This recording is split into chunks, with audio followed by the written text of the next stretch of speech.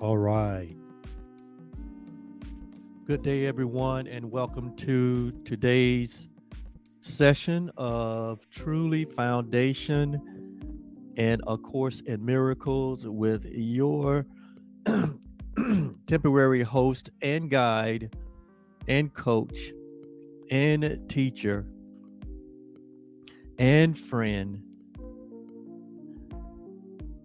and permanently yourself. Hi, I'm Oliver, and I'm delighted to be here. And I'm glad that you are here. I'm delighted to be back. and uh,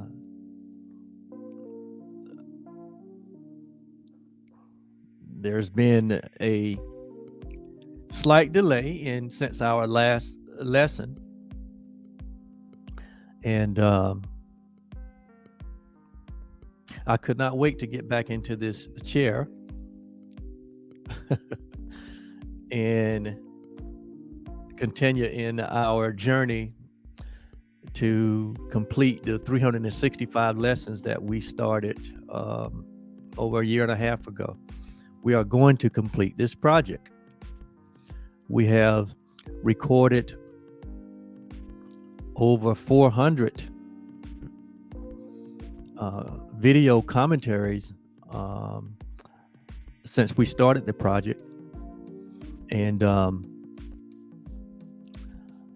we're just going with the flow. And forgive me for the slight delay since our last lesson. But when you are the goose that's laying the golden egg, the goose has to remain healthy and the goose has to be cared for. And so I had to take some time away to be cared for. But I am so delighted to be back. And I hope you are. And so we're going to pick right up from where we left off. And if you would remember, we were in the Workbook for Students section of A Course in Miracles. And we are under the section on what is the ego. And this is lesson 337. That's under that section. And just for just as a recap, remember this whole section is about bringing us into an awareness of what is the ego, or the concept of the ego, because we know in reality the ego is nothing. Ultimately, the ego is nothing. It's an idea that is opposed. It is an idea that entered into the mind or the thought of humanity that is totally opposed to that which is real, that which is true. So the ego, the idea of an ego is a concept or an idea that is posing as a real alternative to reality. There is no real alternative to reality. In reality, in truth, in life, there is only reality. There's God, or there's love. There's one law. There's the one principle. And there is nothing else. And if there's anything that exists, it exists within or as a result of that one principle, that one source, that one life, that one being, that one self.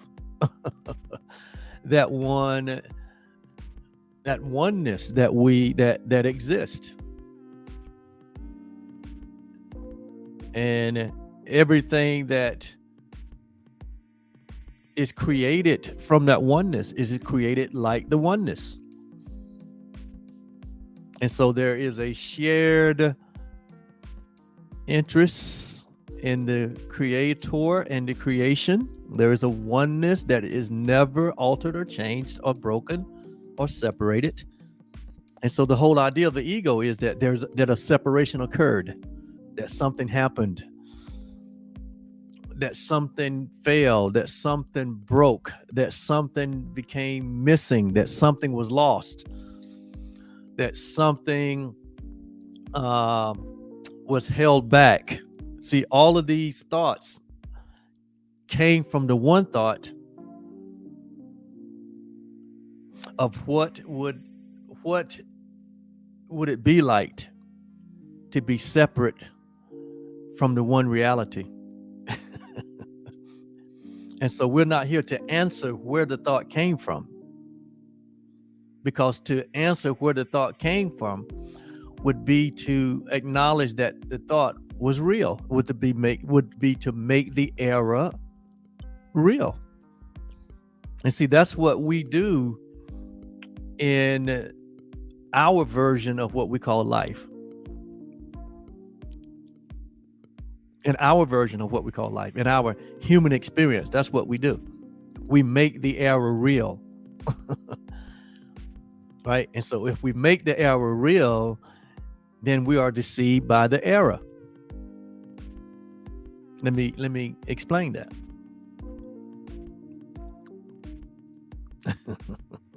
If the only reality there is oneness,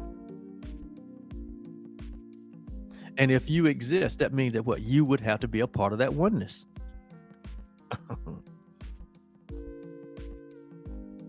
But if you or I or any part of the oneness begin to deny or to question its part in the oneness or its identity, if we get to question our identity, our who or our what, when you question that,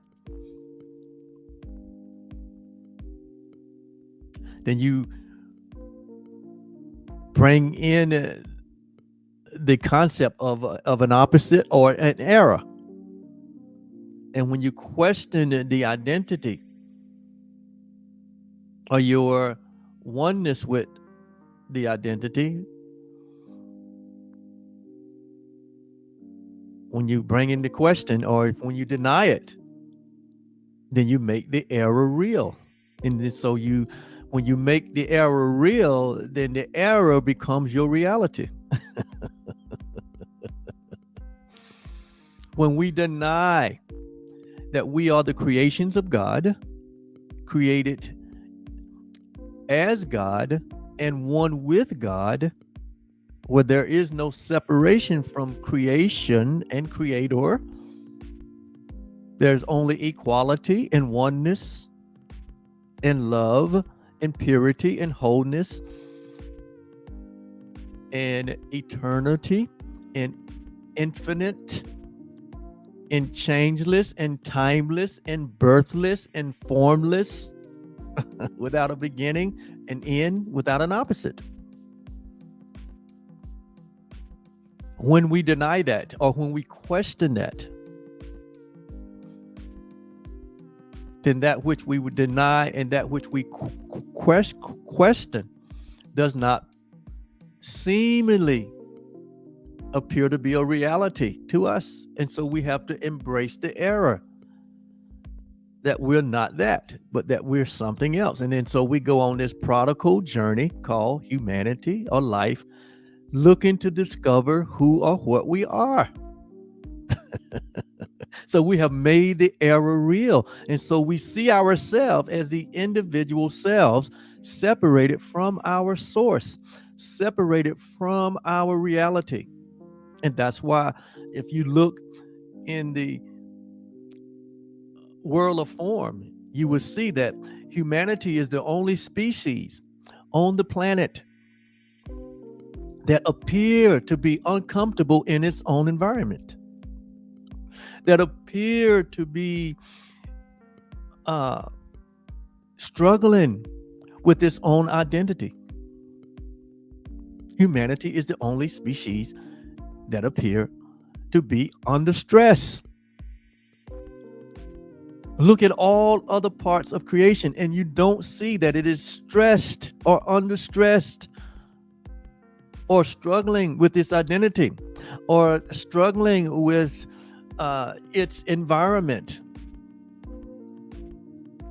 All the other parts of creation are comfortable in their environment. They become one with the environment, one in their habitat. Humanity is the only species that appears to be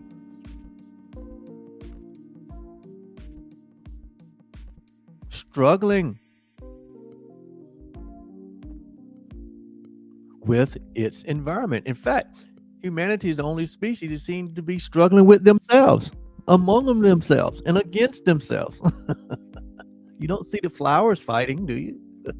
Or the oceans or the waters fighting. You don't see the sky in opposition. And in most cases, animals, they just abide in peace together. But it's only humanity where there's war and fighting and bickering and hatred and vitriol and fear and anguish and inequality. It's only in the human race. And we are God's highest creation. Why is that? Well, that's where the ego comes in, because we embrace the concept or an idea that is contrary to our true self, our true identity. And thus it creates what? It creates a false idea about ourselves. And so we go to try to make something of ourselves other than what we were created. And therein lies the rub. Therein lies the itch. But thank God for his mercy and his grace. Thank God that love in reality in truth is changeless and unalterable. And so the human experience becomes only a usable, teachable classroom for us to wake up or to reawaken or to remember the truth of who we are. And that's why we found it truly foundation. That's our purpose for being here. It's for the awakening of humanity. For us to come to the remembrance of who we are as a shared part of the one being, the one self, the one life, the one love, the one reality that exists. So that there's no more fighting, no more fussing, no more being uncomfortable in our skin, no more being uncomfortable in our environment or our habitat, no more being filled with anxiety, no more having these feelings of inferiority towards ourselves and towards each other and towards our Creator. All of this is done away when we awaken to and accept the truth of who we are. And so this section that we're in studying on the ego is only necessary because of what we thought we were. We think we were an ego. We think we were these individual selves, separate from one another and separate from God, that we actually achieve separation from our Creator, separation from each other and all living things. We actually believe that we achieved that, which is it is impossible. It is absolutely impossible to be achieved. Only in dreams, only in fantasies, only in our vain imaginings, only in our hallucinations. So all of this, all of your experiences, all of your lifetimes, all of your lifetimes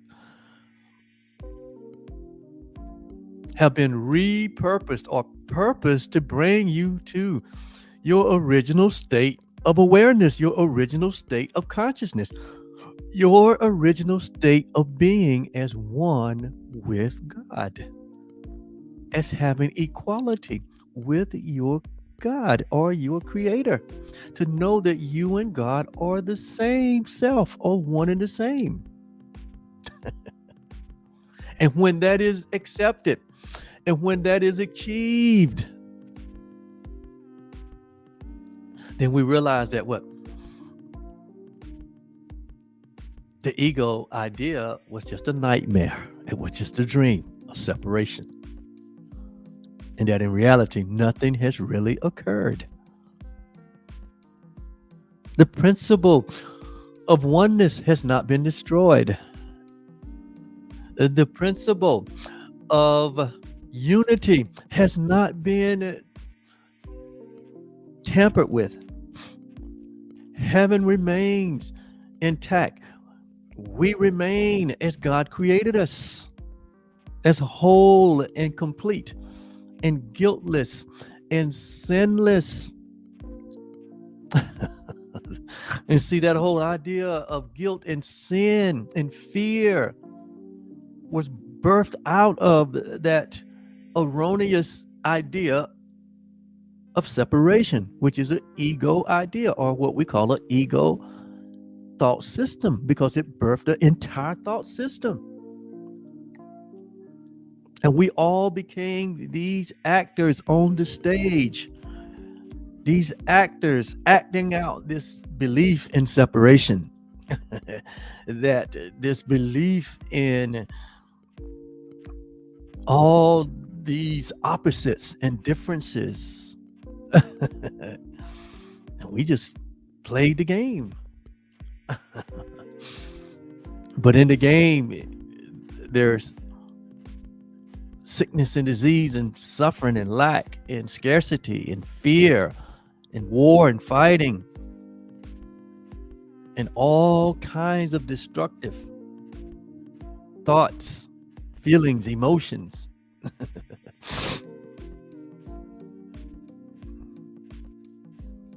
But all of that comes to naught when you or anyone wake up to the reality or recognize their true identity and accept what is. Because what is. It is what it is. What creation created is. It cannot be altered or changed. What we experience is different from creation is but a dream. We roll and we roll and we roll our boats down the stream. Merrily, merrily, merrily, merrily. The idea of separation, we call it life. It's but a dream. It's not reality.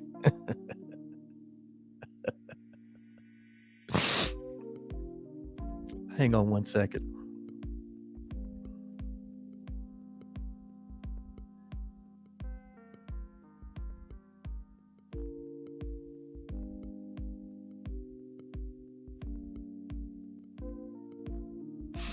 All right. And so that's the whole concept of the ego and why we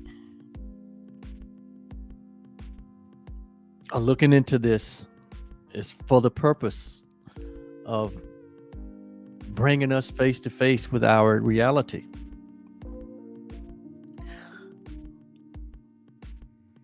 And when we studied this section on the ego, the conclusion was, it started out by saying that the ego is idolatry, and that the ego is insane because it's not a reality. It's not real.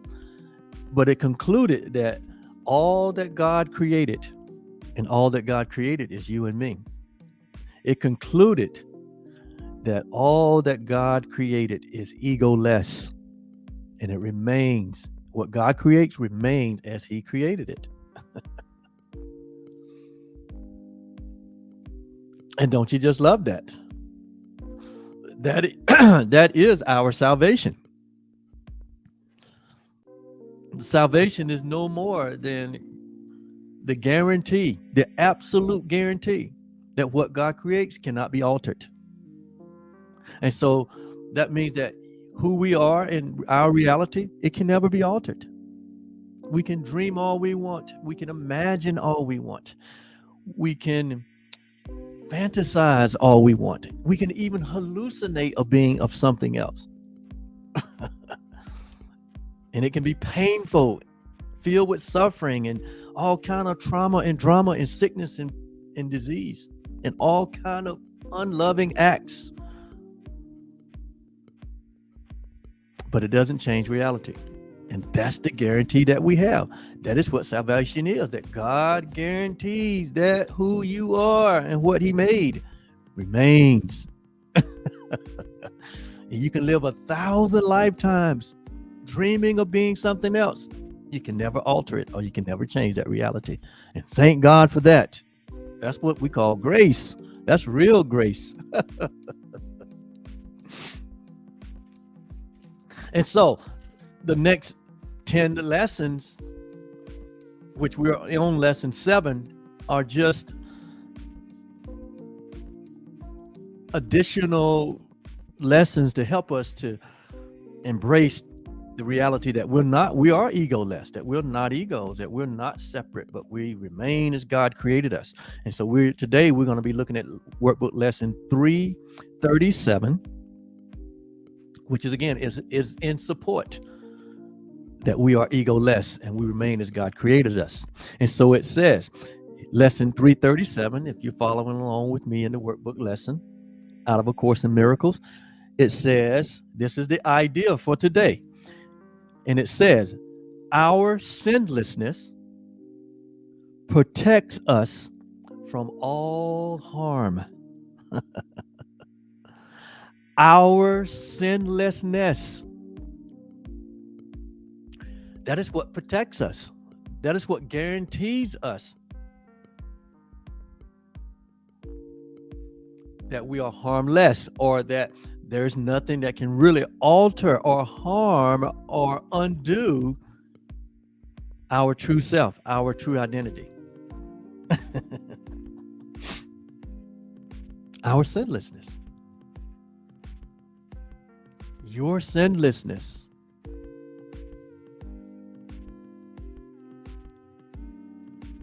We don't say it enough. Your sinlessness.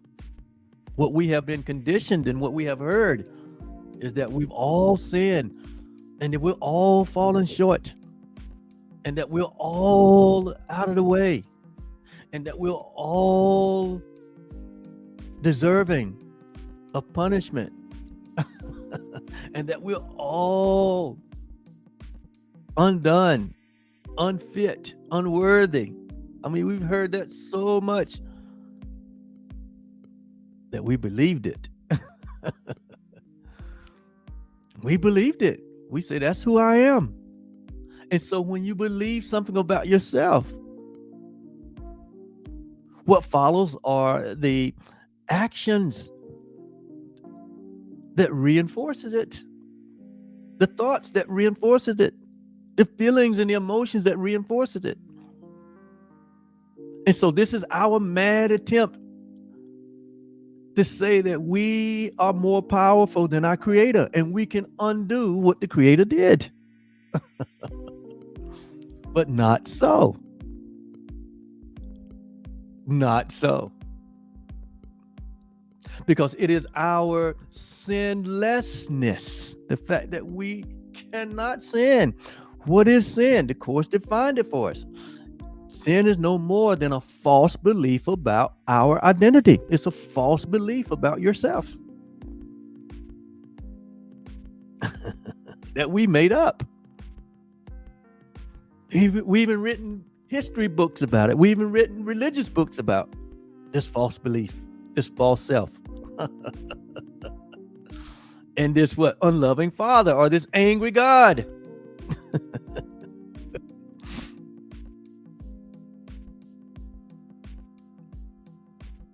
But today, the idea is that our sinlessness, right? Because the ego is sinlessness. Or, let me say that again, because I think I just misstated that. What God created is egoless. God did not create egos. God did not create separation. God did not create lack and scarcity and fear and death and birth and limitation and time and form and instability and inaccuracy and interpretation and selectivity and beginnings and endings. That is not a creation of God. Why? Because that's not the nature of God. All those things I just listed are temporary experiences that one can only experience as a result of a false belief. We remain. God remain as God is. Love remain as it is. Reality remain as it is. Therefore, that which reality creates, it remains as it is. Therefore, we remain as these infinite, impersonal, and self-aware beings, which God created. This is who we are. Not as multiple beings, but as the one self that we share with God. And so let's see what the lesson says. It is in the idea that we are egoless, meaning that what? We are sinless. That is where your protection lies. So any thought or guilt about your state of being, as because the whole idea of sin is separation. So any thought or any feeling or any emotion about being separate from your reality or from your creator or from the one source or from the one life, it brings about a state of vulnerability that we have this sense of having to what? Protect ourselves, defend ourselves, survive the attack and the survive the opposition that is everywhere. That's the whole foundation of what fear comes from. Every sense of guilt or fear, every sense of weakness that we experience, it comes from and out of that idea that we are these individuated separate selves. And so we have to what? We have to defend ourselves. You know, that's where the whole concept of an enemy comes from. All of this is birthed out of the ego idea of separation, out of the one tiny mad idea of separation, which is an unreality. But it created all of this, all of your frustrations, all of your misunderstandings, all of your discontent,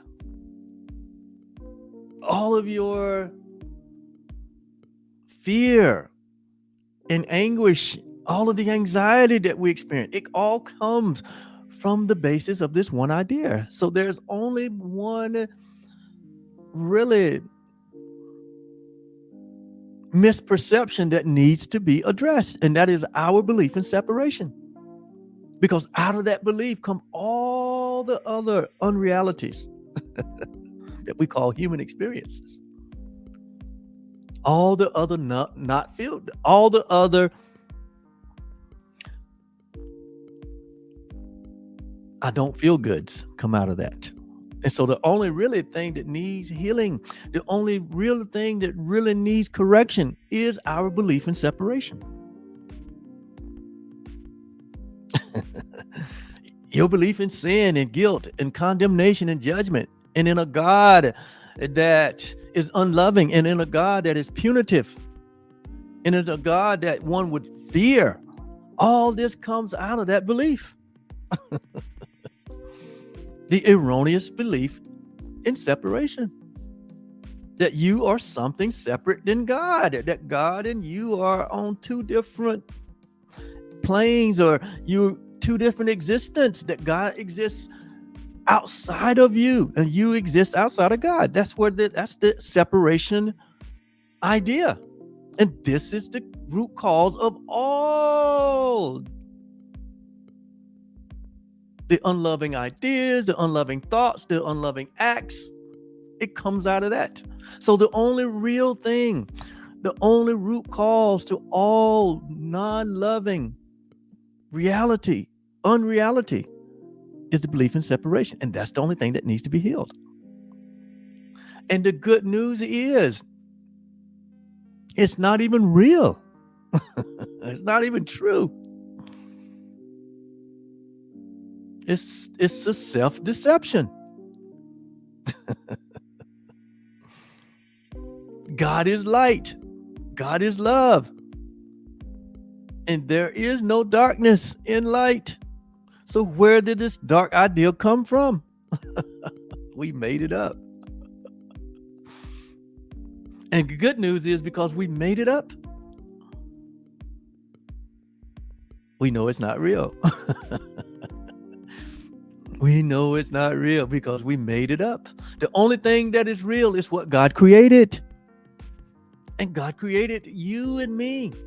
God created all life. God created the one life that we all share.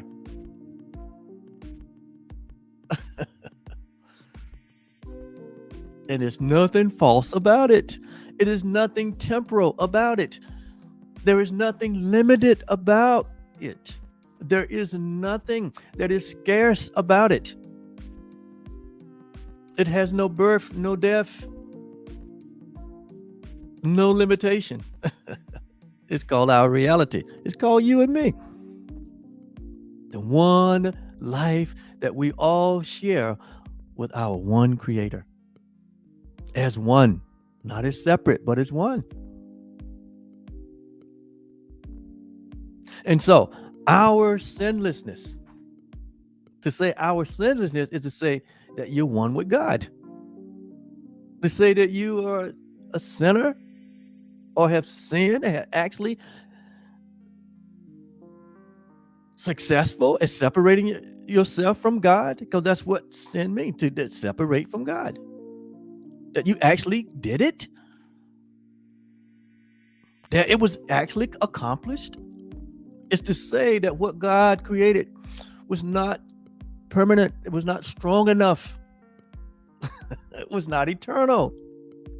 And so our sinlessness ensures our perfect peace. This is where perfect peace comes from. When you embrace your sinlessness, have you ever noticed, as you held the idea of being separate from God and from each other, that it doesn't bring perfect peace? Why? Because this is a false idea. What brings perfect peace is the reality of our sinlessness. It ensures it. It ensures our eternal safety. There's no question about your future, because you realize that there is no future. There's only the now. There's only eternity, and eternity is now. It ensures everlasting love. Our sinlessness, it ensures the everlasting love that we all desire. It also ensures our freedom forever from all thought of loss. Where did the thought of loss come from? The belief in separation.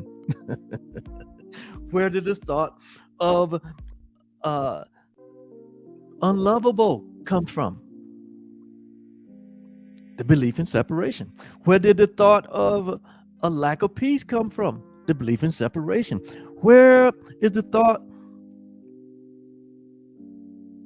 of loss as a result of the belief in separation? See, all of this was made to support the deception or the delusion or the illusion that we're separate from our Creator and from one another. But our sinlessness ensures complete deliverance from suffering. Would you like to be completely delivered from suffering? Would you like to experience a life that is free from pain and suffering? See, suffering, we think suffering is in the body, but suffering is in the mind. Suffering comes as a result of wrong thinking. Suffering is the result of wrong thinking. Suffering is a result of believing in separation. It's a result of entertaining and embracing and attaching ourselves to thoughts of separation. That's why Jesus said, please do not hold anything against your brother or your neighbor or yourself. He said, because with the same measure that you hold these things against yourself and against others, the same measure that you use to, in the same lens in which you see your brother and you see yourself as separate from one another and you see God as separate from you. He said, it's the same measure that you measure in yourself. In other words, be the same experience of suffering that you're going to enter into, because to see from a place of separation is suffering, and not to see the oneness of all things. When we don't see through the eyes of oneness, we're seeing through the eyes of separation and multiplicity and division, and that's suffering. But when we correct our sight, when we correct our vision, when we begin to see through the eyes of God, through the eyes of oneness, through the eyes of reality. Here it said, it ensures our deliverance, our complete deliverance from suffering.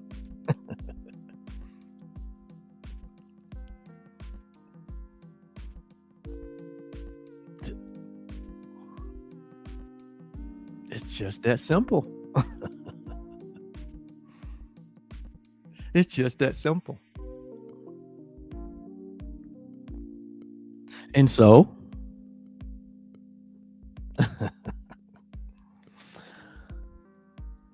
and only, notice now, and only happiness. How about having an experience of no suffering, no loss,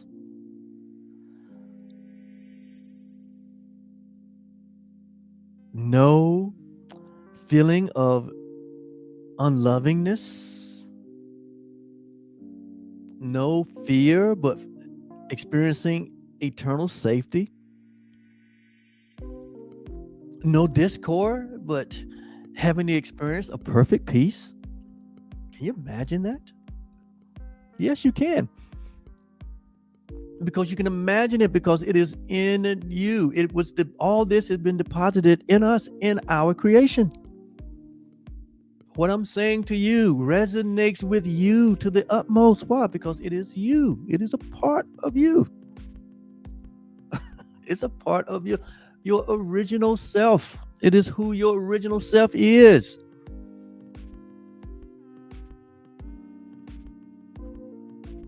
It is not a fantasy to want to live without suffering and pain. It's not a fantasy to want to live without lack or scarcity or loss. It's not a fantasy to want to experience love, everlasting love. Why? Because it is a reality within you. We placed something in between that reality and ourselves. And it was the idea of separation.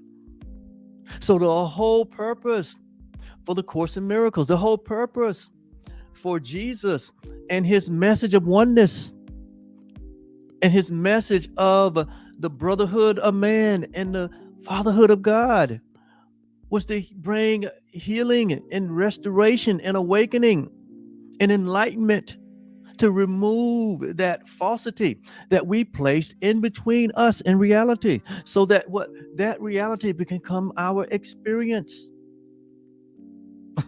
That's what Jesus meant when he said, I have come that you may have life. There's only one life. He didn't say that you may have lives. He said, but you may have, that you may experience the one life that we all share, and that you may experience it more abundantly. Why? Because it is an infinite life. It is an eternal life. It is not something that we look forward after the separation of the body. It's not something that we look for after we lay down the body, but it is a reality that permeates and penetrates and fills all the interspaces of right now. That's what he meant when he said that the kingdom of God has been spread out all over the universe, and we see it not. Because we are asleep to the ego thought system or to the idea of separation.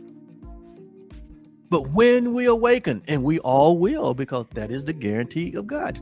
God guarantees. It is salvation's plan that all humanity shall awaken. Because that which God creates cannot be altered or changed. You are the guarantee of God. You are the reality of God. You are the proof. You are that good and perfect and acceptable will of God, because there's only the one will. That's what Jesus said. Pray that that it be on earth as it is in heaven. He said, pray that the will of God, thy will be done. Do you think the will of God is not being done? Of course it is.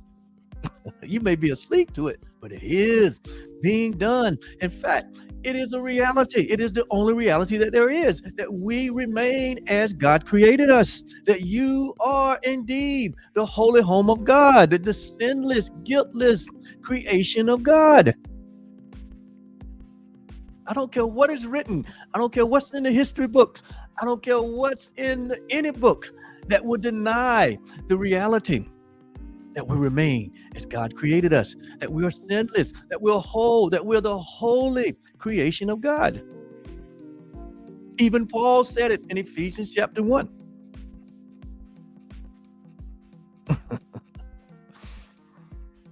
That even before the foundation of the world, we were chosen in him to be holy and without blame before him in love. You think that will is not been done? That we are to the praise of his glory. Do you think that will is not being done? Because we fell asleep and dream of separation? No. That's only a temporary experience.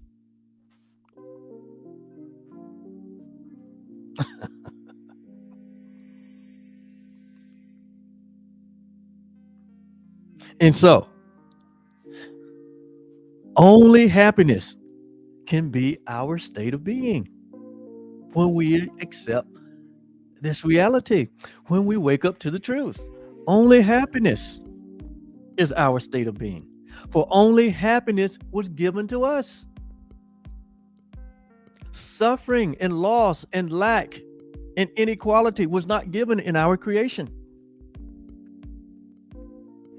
fear, anxiety was not given to us in our creation. Only happiness. And it says, what must I do to know all of this is mine? That's the question you have to ask yourself today. Well, what must I do, Oliver, to know that all of this is mine? Like Nicodemus said, like Nicodemus came to Jesus at night because he heard something that just took hold of him. And he asked Jesus, what must I do to be saved? What must we do to wake up from this dream, this nightmare? And so that's the question. What must I do to know that only happiness was given unto me? That only happiness is my state of being? And the answer comes because we ask. And it says, we must accept atonement for ourselves. We must accept atonement for ourselves. That word atonement is oneness. We must accept, you look at the word, at one meant. We must accept the at one meant for ourselves. We must accept our oneness with God and each other for ourselves. We must accept reality and truth for ourselves. That is the answer. And so where we're not experiencing the peace, where we're not experiencing the eternal safety, the everlasting love, or the freedom from loss, or the complete deliverance from suffering, where we're not experiencing that is where we're not accepting the atonement for ourselves. What is the atonement? One may ask, Oliver, well, what is atonement? I've heard that word. I heard that word, and every time I've heard that word, it was always associated with sacrifice. It was always associated with the giving up of an innocent life. And that's a weird idea. And it is. Well, in many cases, what we made up as to be the atonement is not the atonement. The atonement principle. It's a principle. It's not the killing of innocent animals. It's not the sacrificing of innocent lives. It's not the sacrificing of anything.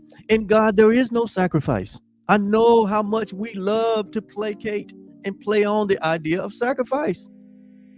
But in reality, there is no sacrifice. The whole concept of sacrifice comes from the idea of separation. Again, everything that is in opposition to the truth, or in opposition to love, or in opposition to peace, or to God, it comes out of the idea of separation. What is the atonement? It's the principle. It's the one principle that exists. And that is oneness. That God is, and there is nothing else. And there's only God, and God is everywhere present. God is omnipresent. And so if God is omnipresent, and if you have a consciousness that you exist, you must be omnipresent. You must be a part of that presence. Even the Course says that its goal is to not to teach us about love, but to help us to remove the blocks to the awareness of love's presence. That love is present everywhere, that the oneness of God is everywhere, and that if anything exists, it must be God. So we can see what,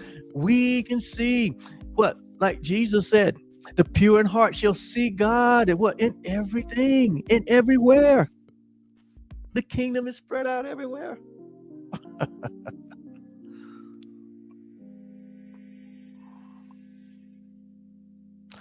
So it's a matter of correct seeing. And correct seeing comes from a result of a correct being. And a correct being comes from the reality that that's all that there is. That's what the atonement is.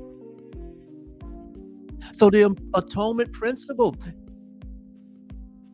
is the response to separation. Separation says something occurred.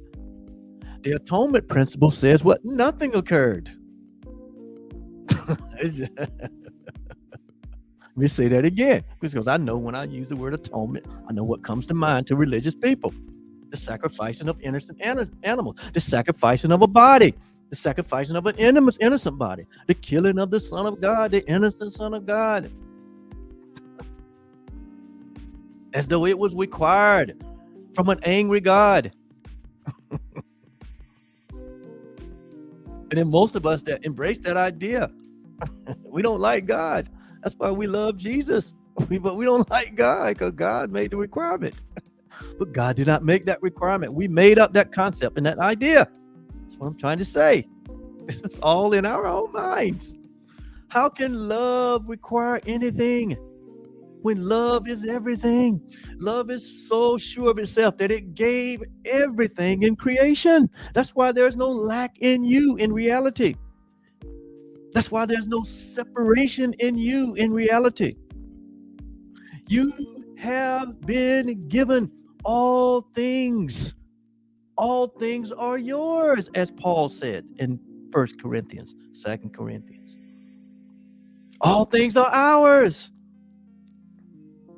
God did not hold back one thing from us. But all things have been given freely for our enjoyment. So the atonement in its purest sense is the affirmation of the realization of our oneness with God and with all living things. That there is no separation. And so this one principle you have to accept for yourself as your true identity. When we embrace the truth of who we are, there is no more suffering. There is no more lack. There is no more loss. There is no more fear. There is no more doubt. There is no sin. No concept of sin doesn't even exist. There's no more false self.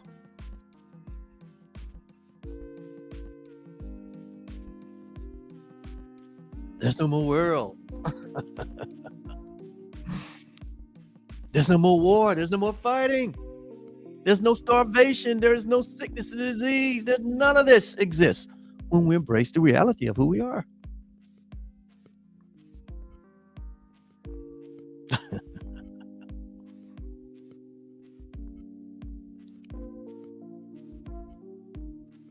And so I must accept the atonement for myself. You must accept the atonement for yourself, this reality of who you are. In other words, you must embrace your true identity as God.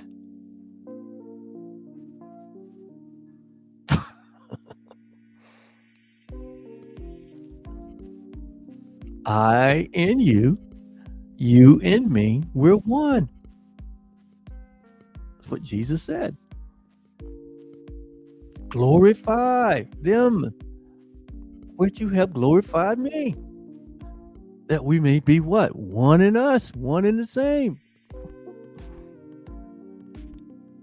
When you've seen me, you have seen the Father, because the Father and the Son are the same.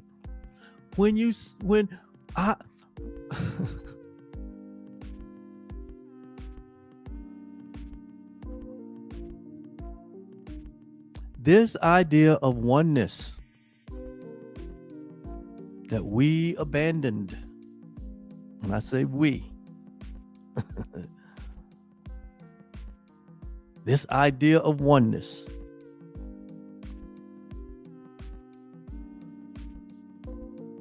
and the spirit of division and separation, which still runs rampant in the land,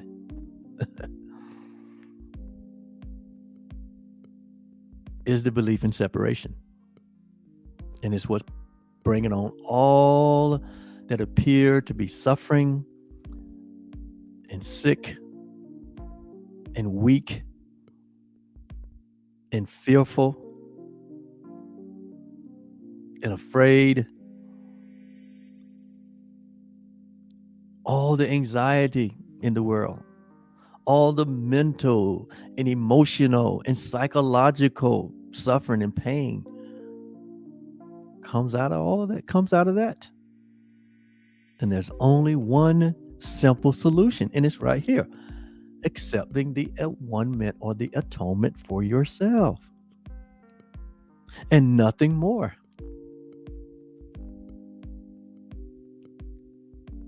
God has already done all things that needs to be done. There's nothing else that needs to be done.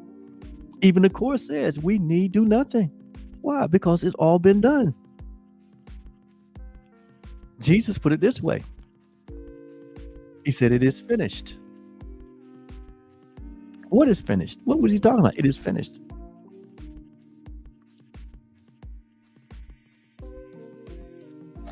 The idea that we could undo what God did was put to rest. He went even as far as to show us that even the death of a body is not real. He even went to the ultimate to prove that death is not real.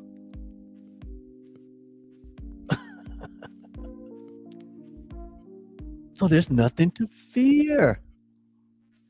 We are eternal beings.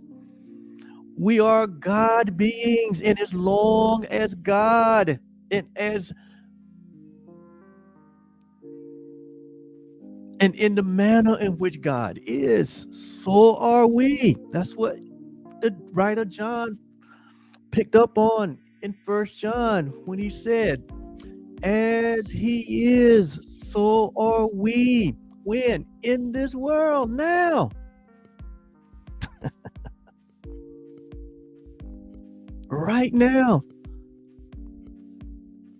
Your innocence, your sinlessness, your guiltlessness, your peace, your protection, your safety, your everlasting love, your freedom from loss and complete deliverance from suffering can be experienced right now.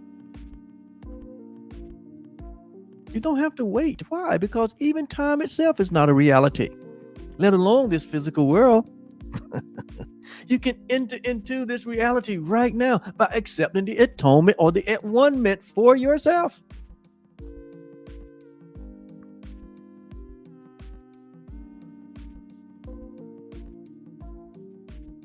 I talk like this sometimes because I know the communities that I serve.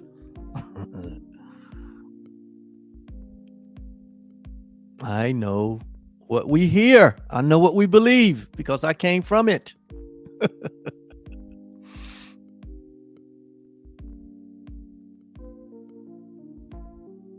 Like Jesus in his day, he was raised, as an Israelite. He was raised as a Jew.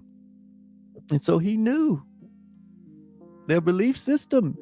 He knew their fables. He knew their traditions. He knew their doctrines.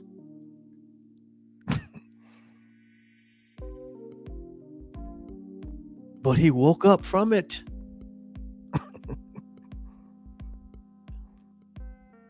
He woke up from the falsity of it and saw the truth. And he shared the truth. And they destroyed him for sharing the truth. Don't you try.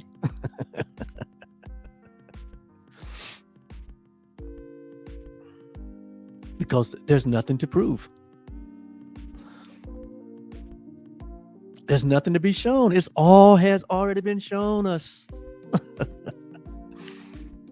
The only thing left to do is our acceptance of what is and quit fighting against what isn't.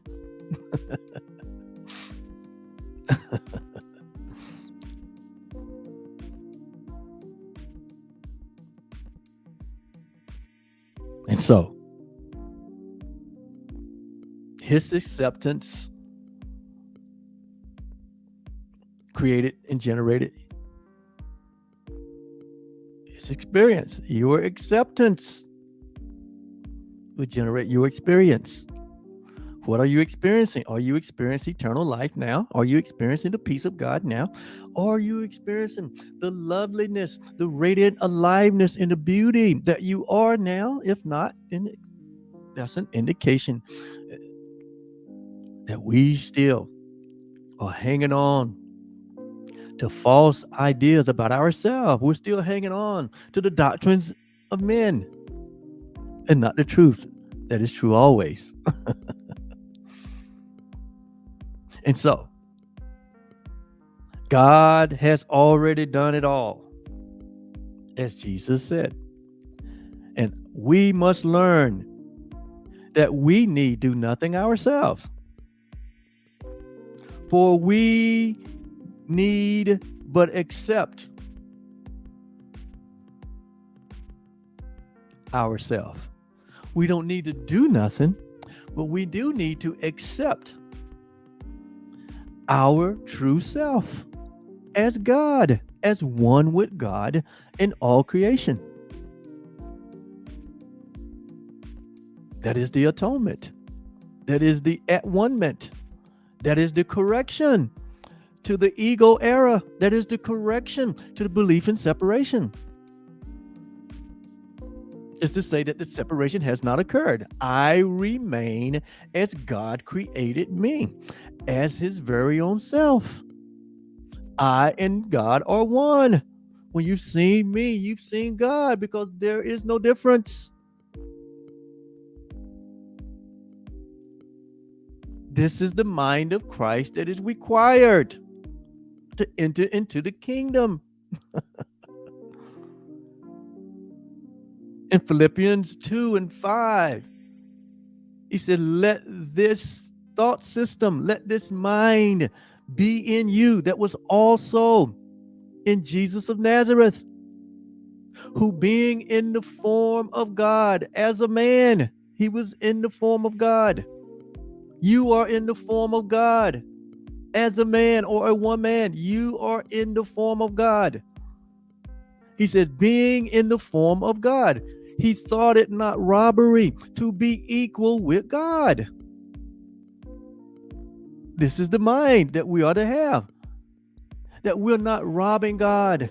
That we are not blaspheming. That we are not insulting God. That we are not belittling God by saying that we have equality with God, because we do.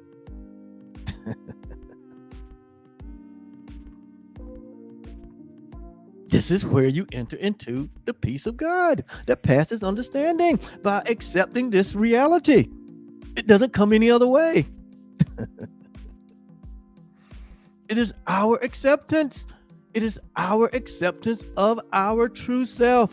Jesus accepted himself for who he was, contrary to his traditions and his religion and his family and his culture. He said, no, God is not an unloving father.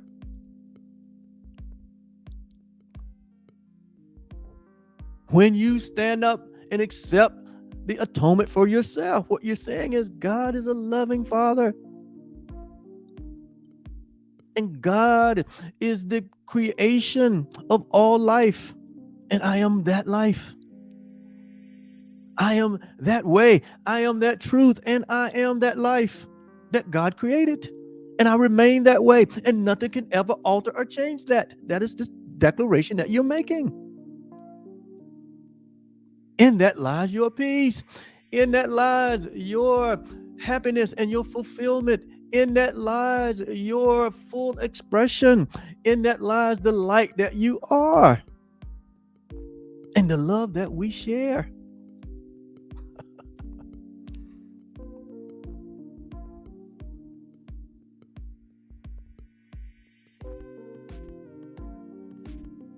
So we must learn that we need do nothing,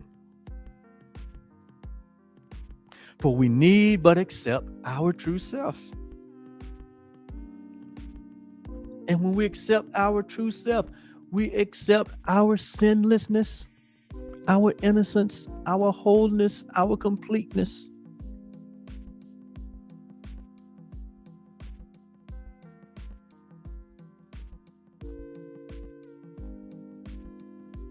That was created for us. And it is already ours. And in this, we feel God's love. You want to experience God's love? It comes as an outcome of your acceptance of the truth of who you are. At the end of that is the feeling of God's love, not the feeling of separation, not the feeling of inferiority or superiority. That's all ego. If one feels superior to another or inferior to another, they're both egoic. Because neither one promotes equality or oneness, but separation. And so to feel God's love protecting us from harm, is there a feeling of being vulnerable? You can heal yourself from that. Notice what I said. You can heal yourself from that. God is not going to heal us. Jesus is not going to heal us. Jesus is not going to take your fear away from you.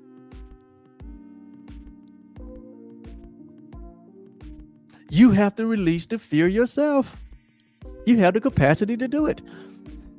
Jesus is not going to accept it for you. You have to accept your true self for yourself because you have the capacity to do it. You are God. You can do it. And you want to do it.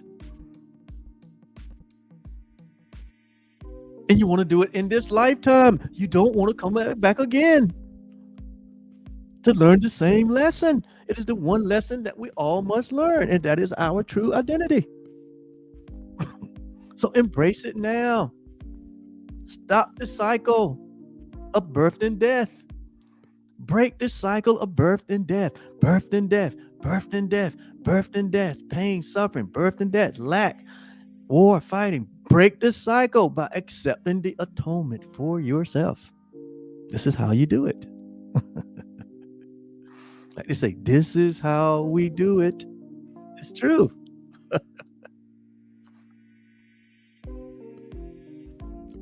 Break the cycle of birth and death.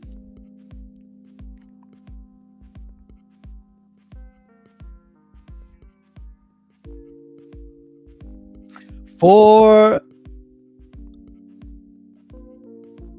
we need to accept ourselves, our sinlessness created for us, now already ours, to feel God's love protecting us from harm and to understand in all you're getting, like the wisdom book says, in all you're getting, get understanding. It says to understand our Father's love and our Father's love for his creation, and to know that we are the creation in which the Father loves. What kind of love is this?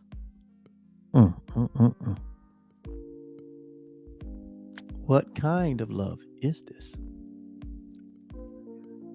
It's the love that we share. It's the love that we are. And so, in conclusion of our lesson today, we're going to end with this declaration as it's shown here in lesson 337.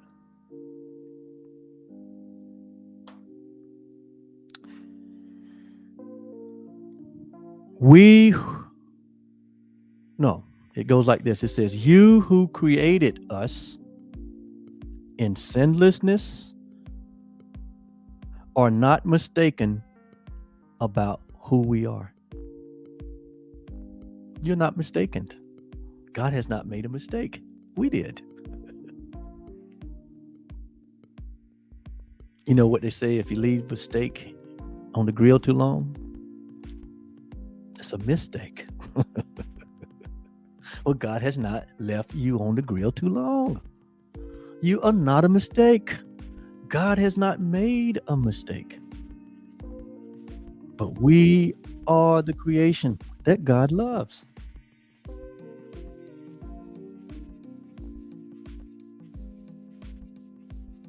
We were mistaken. We left ourselves to ourselves too long. And we was mistaken. We were mistaken when we thought we sinned or we thought we separated. That was the big mistake. The belief in separation. Like we said earlier, that's the only thing that humanity needs to be healed from, the belief in separation. Out of that came all the other nightmares. So we were mistaken when we thought. And so the Course talks about the thought, or the tiny mad thought of separation. So it all happened in the mind. All happened in the mind that believed that it's separated. So in reality, nothing has happened. That's what the atonement is. We did not separate. We did not divide and subdivide and divide again. Humpty Dumpty did not fall off of the wall and break into billions and billions of pieces. But today we accept atonement for ourselves, because we see that it's not really a choice. When we understand the oneness that we share, there is no choice. That's only reality. And so we embrace the reality by accepting the atonement for ourselves in gentleness. We be gentle to ourselves and gentle with ourselves. We realize what? Hey, I haven't sinned. I merely made a mistake. And guess what? Mistakes can be corrected by simple acceptance. It doesn't take anything else. It says there's nothing else to be done. God has done it all. And the Course said there's nothing that we need to do. So we just accept what is.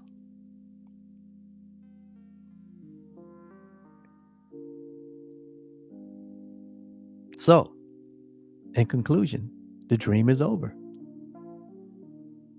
It has ended in our acceptance. And so it is. Thank you so much. And thank my wife so much for bringing this to a nice, gentle landing. Thank you so much for being with me today. It's been my pleasure. All of the downtime was worth it. If it brought me to this place and to this message, how timely. And so I'm just like you. In fact, I am you. And you are me. And we have landed this jet on the runway of love. We'll see you on tomorrow. Thank you so much. This is Oliver, Truly Foundation, where the real you loves you. Bye-bye.